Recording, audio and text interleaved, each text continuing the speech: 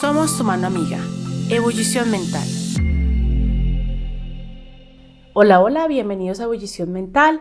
Hoy le tenemos un especial increíble.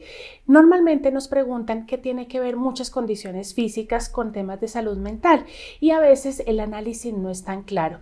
Desde varias áreas de la medicina nos han explicado diferentes temas y hay algunos caminos que están muy claros, que ya han estudiado, que las personas ya lo entienden y lo comprenden, pero algunos temas ginecológicos, algunos temas hormonales están en boom en este momento porque todavía no se conoce.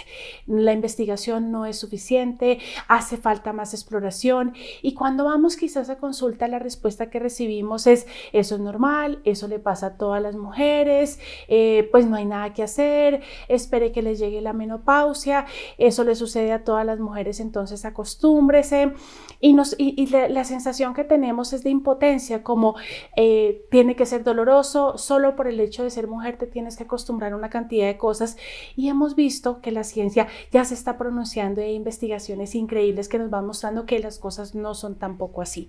No significa que de pronto todas las personas tengan acceso a estos tipos de tratamiento que vamos a hablar hoy, pero sí hay recomendaciones que podemos incorporar en nuestro día a día que pueden transformar la forma en que nos sentimos y cómo vivimos.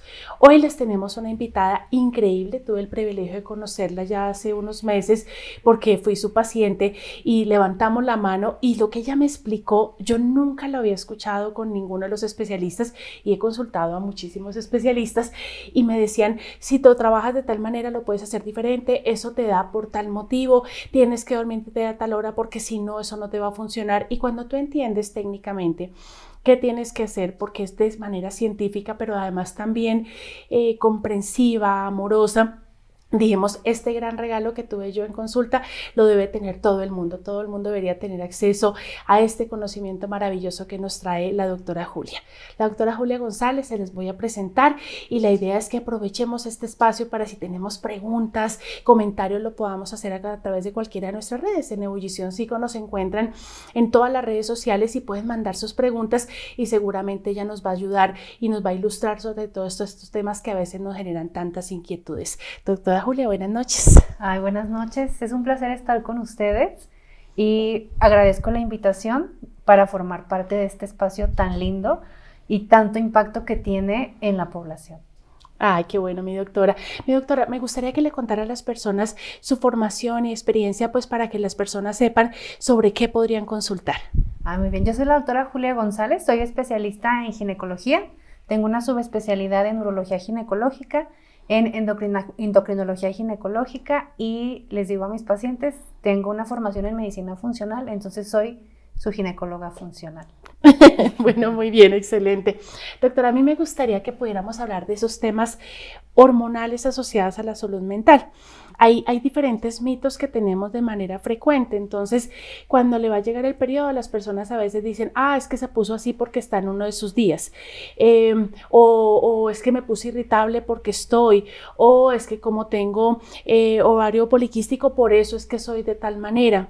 O encontraron que la depresión y la ansiedad sí a veces tienen vínculos con esos temas hormonales. ¿Qué hay de cierto con todas esas cosas que escuchamos frecuentemente y se vuelven como algo que no es cuestionado, como que la gente dice, claro, por supuesto, con razón que está así, está enferma, está, y pues no necesariamente es. Entonces, Lado, ¿cómo lo ve? Este es como una nube de humo. Te dicen, incluso si tú lo lees en los libros de endocrinología, de ginecología, cuando tú ves los tipos de padecimiento, cuando eres estudiante, ves ovario poliquístico, ves endometriosis, ves menopausia y te engloban hasta cierto tipo de personalidad, pero jamás te explican el por qué.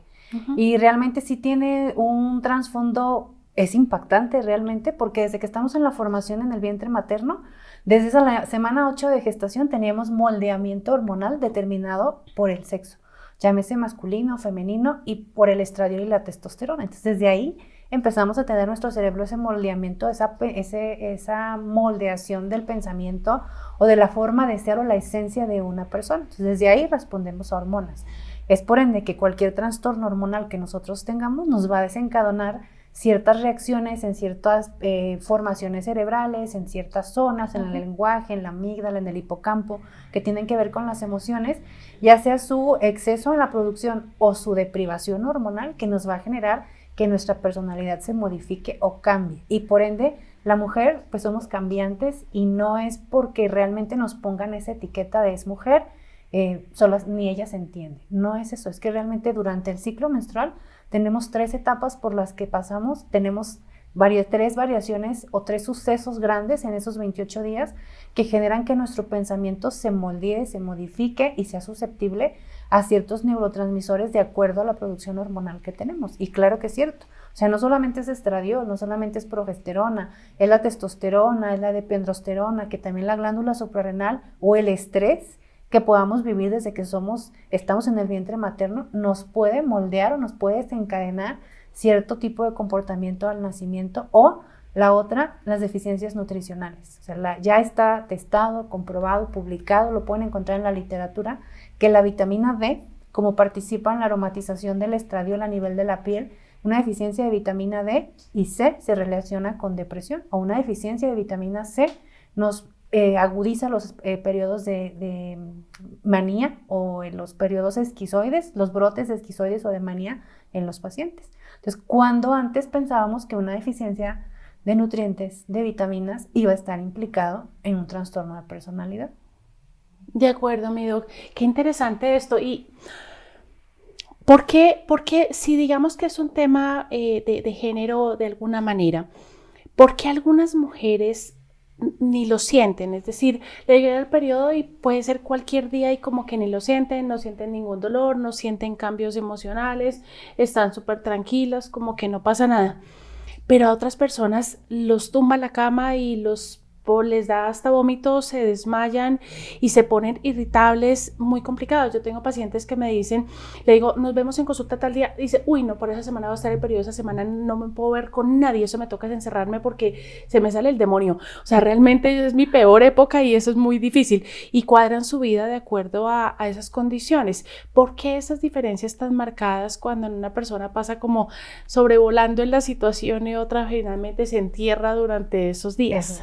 Eso que mencionas es muy importante. Incluso en México ya hay hasta una ley en la cual está permitido tener incapacidad por cólico menstrual, y más si corroboras que padeces endometriosis o tienes alguna disfunción femenina en tu ciclo menstrual.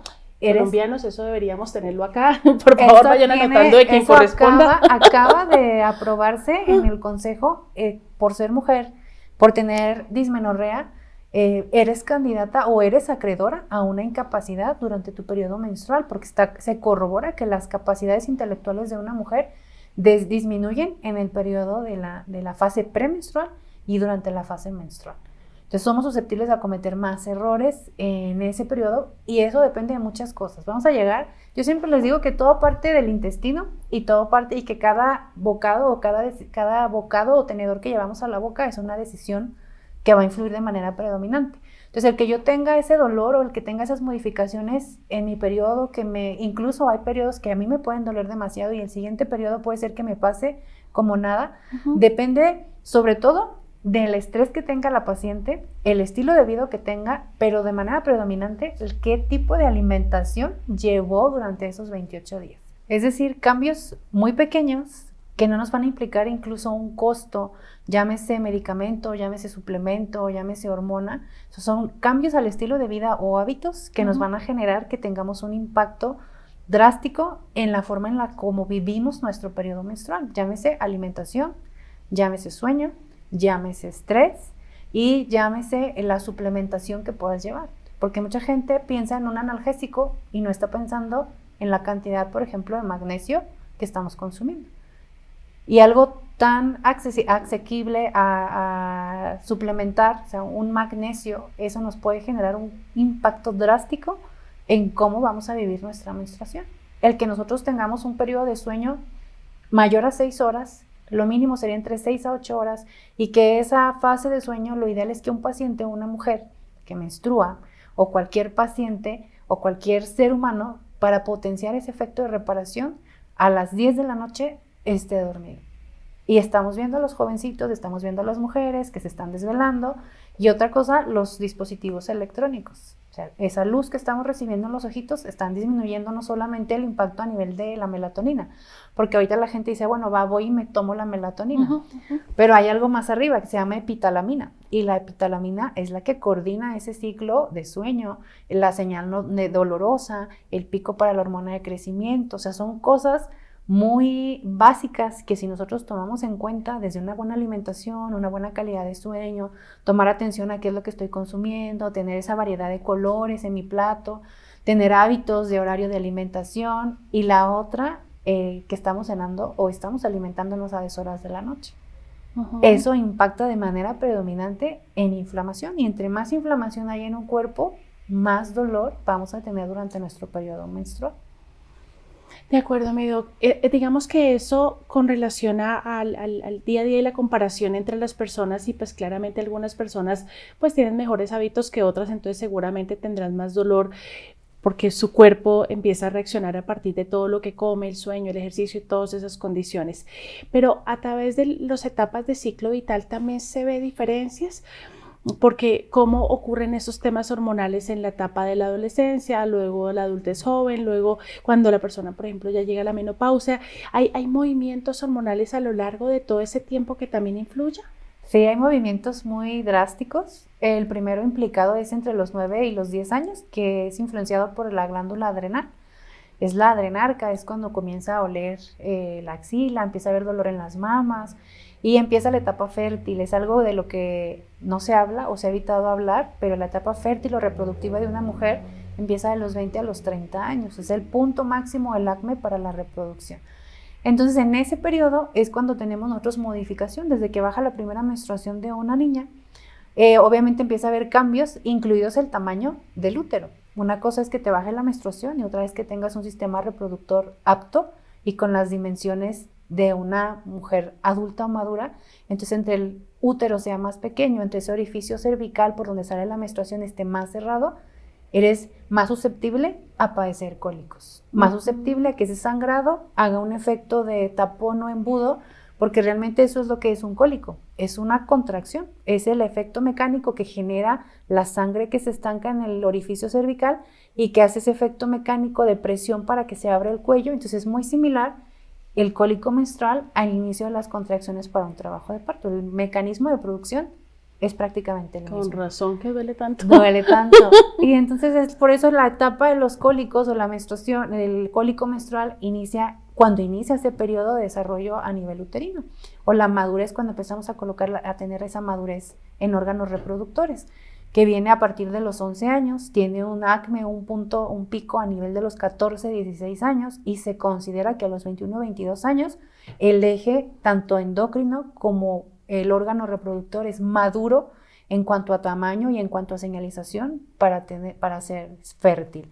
Entonces, de manera fisiológica, a los 22 años, ese periodo, irregularidades, esos cólicos tremendos deben de ir hacia la baja. ¿Qué pasa? Si va ascendiendo, entonces tenemos que sospechar que la paciente pueda tener alguna patología, desde un síndrome premenstrual, desde alguna endometriosis, o que tenga algún efecto mecánico, un tabique vaginal, un útero con alguna malformación, tabicado, que impida el correcto flujo de la menstruación del útero hacia el exterior. De acuerdo. Y a medida que avance y demás, cuando llegue la menopausia, ¿ahí qué pasaría? Porque para algunas también pacientes lo refieren que la menopausia fue una etapa como, no sé, como de libertad y como tranquilidad y pues como ya. Y otras sí es como, esto ha sido terrible, llevo 5 años con calores, nada que me pasa, eso ha sido tremendo, me duele las relaciones sexuales, no lubrico de manera adecuada, bueno, un montón de cosas que mencionan. Ahí a nivel hormonal también, ¿qué nos ocurre y por qué esa diferencia también? Mucho. Creo que es de los cambios, es la etapa que merece un interés tremendo, porque es cuando más se nos modifica o cambia la producción hormonal, y por ende es como un eje. Yo siempre les digo, es como si tú le quitaras un foco a la serie navideña, por ende todo se va apagando en cadena. Entonces es mucho lo que ocurre en la mujer menopáusica. Empieza la disminución de las hormonas, y como siempre quien entra al quite para tratar de mediar todo esto es la glándula adrenal. Pero la glándula adrenal únicamente tiene el poder de producir DHA, testosterona, que se va a convertir en estradiol. Y la progesterona es de las primeras hormonas que disminuye en la etapa reproductiva. Aproximadamente a los 28 años, la progesterona, que es la hormona de la calma, de la relajación. Yo siempre les digo que es la hormona que llega y te alinea la energía, los chakras, todo fluye con la progesterona. O sea, a los 28 años comienza a disminuir. Quien comienza a predominar son las hormonas que nos traen la hiperactivación, el estradiol, la testosterona. Y si en la menopausia, a partir de los 38, 40 años, empezamos a tener una disminución de la producción por medio de la capacidad del ovario para producir estradiol, quien va a entrar en juego únicamente es la glándula adrenal. Y lo que te va a producir es DHA y lo que te va a producir es testosterona. Entonces imagínate, a eso te explica por qué los cambios del estado de ánimo. ¿Qué hace la testosterona o el DHA en el cerebro de la mujer? Cuando es una hormona que predomina, te genera irritabilidad, sobrepensamiento. Y por eso es que llegan los esposos llevando a las mujeres a consulta y les dicen, doctora, es que ya no aguanto a mi esposa. Sí, doctora, se la traigo para que me la arregle. O doctora, le traigo a mi mamá porque ya está peleada hasta con el vecino de enfrente. Entonces, es lo que hace, yo siempre les digo que en esa etapa estamos en etapa gatillo. Estamos buscando quién no la pague y no quién no la haga. Uh-huh. Y esa es la importancia de tener un adecuado proceso, un apoyo a la transición a la menopausia. Uh-huh. Porque si no, son mujeres que van a acabar no solamente con no es que la mujer vaya a acabar, realmente el desgaste y la familia no es capaz de comprender que algo tan duro está sucediendo en la mujer. Uh-huh. Y aparte uno se ve al espejo y se ve y dice, bueno, es que no me reconozco. O sea, no soy, o sea, ¿por qué reacciono así? Yo hablo desde mi punto de vista porque a mí el COVID me dejó con insuficiencia ovárica. Y yo me veía a los 34 años al espejo y decía, bueno, ¿quién soy yo?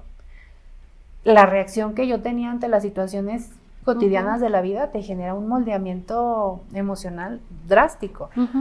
Y el que uno tenga el apoyo, el que uno tenga esa... desde el apoyo familiar, desde la terapia con el ejercicio, desde la alimentación, una suplementación, un reemplazo hormonal, te modifica por completo. Y si no hay hormonas, todo lo que responde a estradiol, que es lo que empieza a acabar, empieza a sufrir un decremento. Uh-huh. Y entre ellos la memoria. ¿Sí? Desde que vas a la despensa por algo y te quedas a mitad del camino porque no sabes a qué ibas. O estás buscando las llaves y no sabes dónde están y las traes en la mano. O sea, eso es lo que genera el efecto a nivel hormonal. Y esos son, pues, cambios, el bochorno. O sea, si no hay estradiol, lo que hace el estradiol es que las arterias se puedan relajar y que se libere calor. Uh-huh. Si no hay estradiol, la arteria no puede liberar calor y lo que es el calor o el fuego que sentimos que nos estamos quemando. Uh-huh. Y no podemos conciliar bien el sueño. Obviamente se deteriora nuestra salud a nivel de los huesos, porque el estradiol es guardián de la memoria, de la salud del hueso. Y el estradiol es la hormona de los fluidos, de las secreciones, de la lubricación, del ojo, la boca, el intestino, problemas digestivos, resequedad del ojito, mayor problemas dentales. Uh-huh. Y a nivel de área genital es la hormona, la reina, la lubricación. Entonces, por de ahí vienen infecciones de vías urinarias, dolor a las relaciones y por ende si no hay una adecuada un soporte, al menos con algún lubricante, con algún hidratante, es que realmente el encuentro sexual se vuelve un terror para las pacientes. Uh-huh. No, esto está muy peludo. Los hombres también viven todas estas cosas que nosotros vivimos porque con todo eso no se ve muy buena la cosa de ser mujer. También los hombres viven todos estos cambios así tan drásticos o es distinto. Es distinto porque los hombres, para empezar, la edad de inicio de todo este proceso de detrimento es a partir de los 60 años.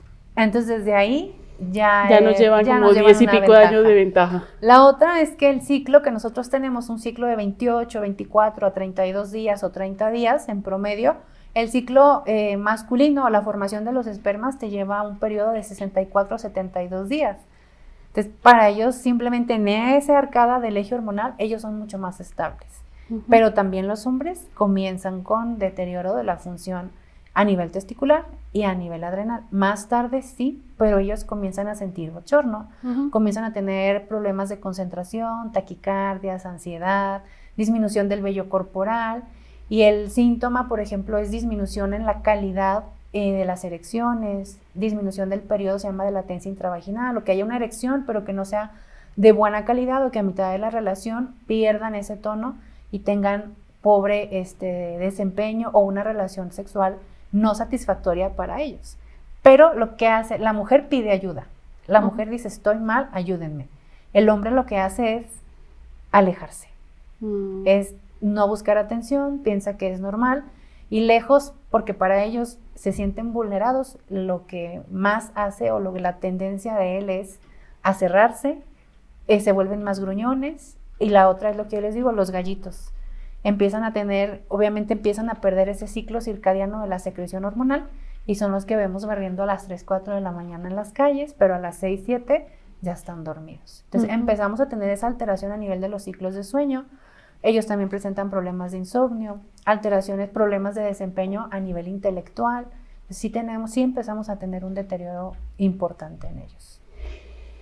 Ay, mi doc, bueno, quisiera, yo quedé un poco preocupada, no era mi intención preocuparlos, pero no se preocupen que en el siguiente capítulo vamos a hablar de qué recomendaciones podríamos tener para este tema. Aquí vamos a plantear como las diferentes dificultades, pero la idea es que miremos, bueno, cómo lo resolvemos y cómo hacemos todos para en nuestro día a día ir como postergando la aparición de algunos síntomas con los hábitos que vamos teniendo y si se presentan también qué podríamos hacer y cómo lo podríamos manejar. Mido, me quisiera devolver porque la doc mencionó algunos temas de depresión y ansiedad, hablando de algunos temas de suplementación y demás. ¿Qué otras cosas hemos encontrado de estos temas hormonales vinculados a salud mental? Porque pues digamos que de salud mental hay varios. Lo que pasa es que los trastornos del estado del ánimo, de ansiedad, de bipolaridad, de depresión son muy frecuentes, entonces hacen parte del día a día, pero pues también hay otra cantidad de trastornos que son menos frecuentes, pero que igual también son muy impactantes para las personas. A nivel hormonal, ¿qué ha visto la doc en temas de consulta y en investigaciones asociados a estos temas? Está en proceso de investigación y ya está vinculado el trastorno del espectro autista, obviamente en los niños, en madres que tuvieron alteraciones en el metabolismo a nivel del estradiol. O hay algo que se le llaman las rasopatías. Las rasopatías son implicadas con el gen RAS, o sea que nos puede dar trastornos de depresión, trastornos de ansiedad, bipolaridad o un espectro autista muy marcado o que tenga deterioro a nivel, o sea que nos impida la funcionalidad o que tarde más tiempo el niño en adaptarse a la rutina del día a día en el proceso. Y está implicado con estradiol, o sea que no hay una buena señalización a nivel de estradiol materno, a nivel en la etapa prenatal y que eso tiene un impacto en los niños. ¿Por qué? Porque el estradiol está metido en el lenguaje, o sea, en el área de Wernicke, en el área de Broca, toda esa señalización. Yo siempre les digo que el estradiol es la hormona que nos permite socializar o darle la cara al entorno. O sea, una paciente que tiene problemas para embarazarse, que fue sometida a un proceso de fertilidad asistida, que tuvo terapia de reemplazo hormonal para lograr una ovulación o fue una ovulación in vitro con estimulación y posteriormente se logra el embarazo, se suplementa únicamente progesterona y se quita el aporte. Entonces ahí debemos de pensar, si mi paciente desde un principio tenía problemas para producir estradiol, ¿qué me hace pensar que va a tener una buena producción de estriol, que es la hormona del embarazo, del estrógeno en el embarazo, para tener toda esa arcada a nivel durante los 9 meses del embarazo?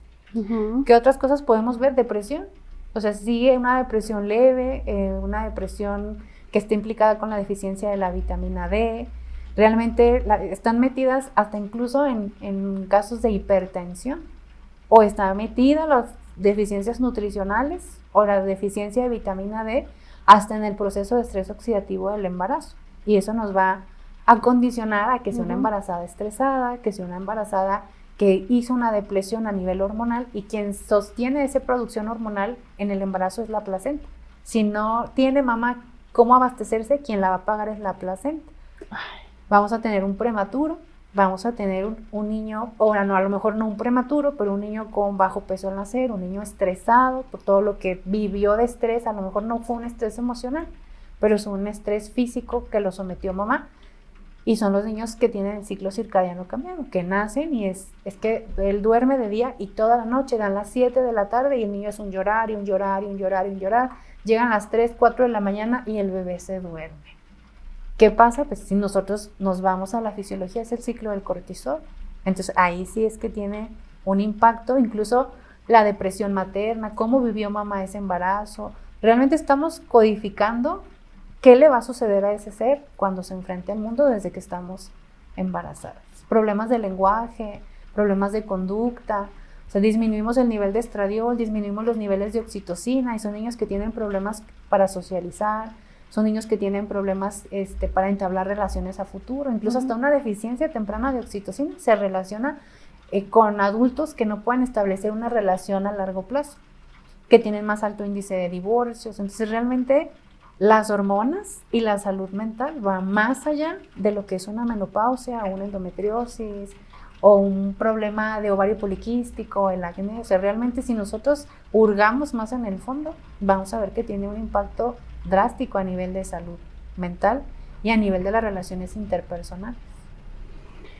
Eso me lleva a pensar, otra pregunta, y es que, veo en los pacientes en consulta mucha asociación con temas de salud mental y enfermedades asociadas a estas que estabas mencionando en este momento, pero eso también lo veo vinculado con situaciones particulares que han vivido a lo largo de su historia, que me llama la atención. Entonces la persona tiene ovario poliquístico, pero también tiene depresión, pero también tuvo violencia intrafamiliar y fue expuesta a abusos cuando pequeña. O sea, empiezo a encontrar cosas dentro de la investigación, mi doc, que ha encontrado frente a esa historia del paciente transversal y cuáles son esos fenómenos que pueden llevar al desarrollo de estas condiciones físicas y psicológicas que termina uno viendo ya es el desenlace en consulta, que cuando llegan ya levantan la mano, es pues sí, es que yo tengo, y pues lo vemos siempre como aislado, como esto me pasa a nivel físico, esto a nivel del sueño, esto a nivel psicológico, pero lo veo siempre separado. Y yo he ido encontrando que son cosas muy parecidas. Escucho a la persona y es como lo que escuché en la anterior y como lo que escuché en la anterior, y lo veo con mucha frecuencia. Lado, ¿qué conoces sobre eso? Pues realmente, como les digo, respondemos a nuestra respuesta, el estrés, la alegría, todos neurotransmisores que terminan siendo hormonas, neurotransmisores, señalizadores, y es como nosotros modulamos nuestra respuesta ante el estrés o ante alguna agresión. Y dependiendo de la etapa en la que se presente, pues obviamente es el moldeamiento de la respuesta que vamos a tener. Por ejemplo, se habla en cuanto al trasfondo psicológico de la enfermedad, que la endometriosis es una disfunción o una alteración a nivel de la señalización de la progesterona. Entonces, ¿cómo te explicas que pacientes en etapas tempranas, 15, 16 años, que se supone que es el acme de la producción hormonal, tengan una deficiencia de progesterona? Uh-huh. Pues realmente ahí se habla de una mala relación con el entorno familiar. O sea, toda la paciente que ha tenido endometriosis, hay que buscar incluso hasta cómo vivió mamá el embarazo, qué sentía mamá en el embarazo, si alguna vez tuvo algún periodo de rechazo o pensó en no continuar con el embarazo, y esa señalización o esa codificación que le estemos dando nosotros a ese bebito nos puede generar que desde que no haya un buen establecimiento del vínculo, y es que el bebé nunca se sintió protegido, que haya una mala relación con el área con mamá, o las pacientes con ovario poliquístico que tengan alguna alteración con la relación paterna, o que hayan vivido un estrés constante, algún periodo de ya sea abuso físico, ya sea un abuso psicológico, y que esa adrenal o esa eje que produce DHA, que es de hidroepiandrosterona, esté prendido desde etapas tempranas, 7, 9 años, y que sea la hormona que predomina. Y entonces, si predomina esa hormona, pues va a predominar el bloqueo a nivel de la producción de estradiol, el bloqueo a nivel de la producción de todo el eje hormonal, van a tener aumento de retención de líquidos, van a tener alteraciones menstruales, salida de vello corporal, dependiendo de la hormona que predomine, y sí está bien relacionado. Si uno va al trasfondo de las relaciones familiares, se dice que los andrógenos, testosterona, DHA, es el vínculo con el linaje paterno. Estradiol, progesterona, pregnenolona es el vínculo con tu linaje materno. ¿Qué vivió mamá? ¿Qué pasó mamá? ¿Cómo es tu relación con tu papá? O sea, en el ovario poliquístico se habla hasta de una mala relación con el entorno familiar o un estrés persistente que detona en un ovario poliquístico, y que posteriormente, si esa paciente se embaraza, va a tener preeclampsia o va a condicionar alguna diabetes gestacional por el estado de manipulación que trae a nivel adrenal o a nivel metabólico. Entonces, realmente es lo que le digo a las pacientes, es hablar con ellas, o la depresión posparto.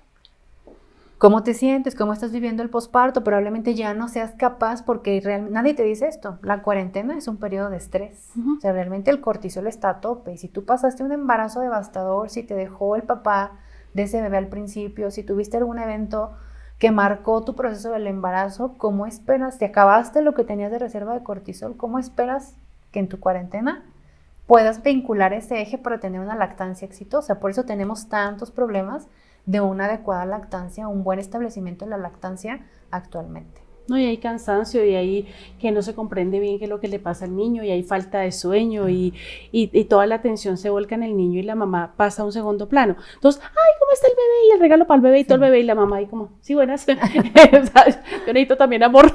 ¿Qué hacíamos antes? Realmente, lamentablemente, el empoderamiento femenino, la actividad de la mujer en la vida laboral ha hecho que descuidemos esa parte o minimicemos el cuidado que necesitamos en la cuarentena.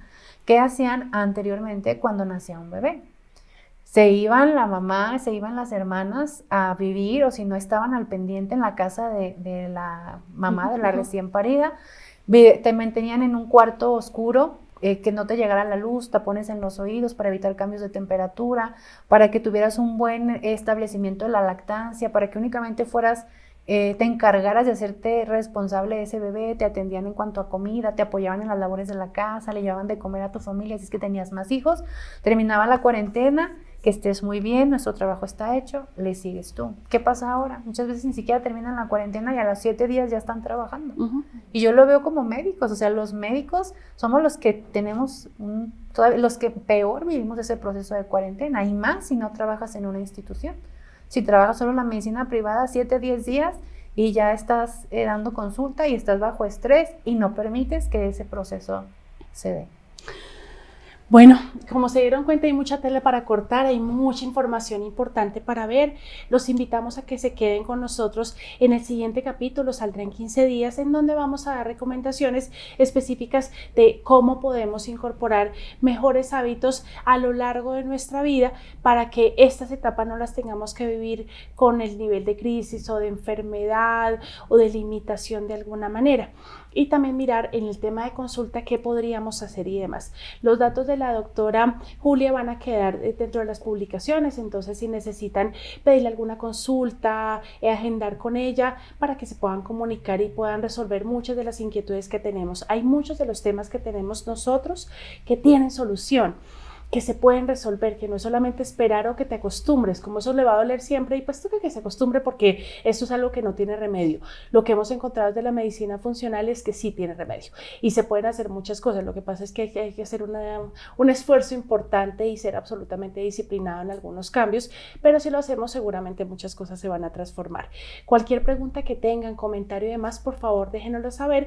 Con eso nosotros lo podemos incorporar en todo el material que siempre publicamos, porque la idea es que podamos tener esta información al alcance de un clic, podamos conectarnos y hacer comunidad. La comunidad de ebullición, la idea es que todos aprendemos de todos y podemos seguir creciendo, porque pues el mundo es de eso, de apoyo, de cuidarnos, de protegernos, de estar los unos para los otros, porque así es como realmente podemos sobrevivir como especie ante tantas cosas que finalmente ocurren a diario. Muchas gracias por conectarnos y si este material es de utilidad para ti o para otra persona, pues compártelo para que más personas se puedan enterar de toda esta información que a veces no está tan fácil de fácil acceso o en términos que se puedan comprender. Y en estos términos, como lo utilizó la doctora Julia, seguramente hay muchas cosas que podemos entender de manera más fácil.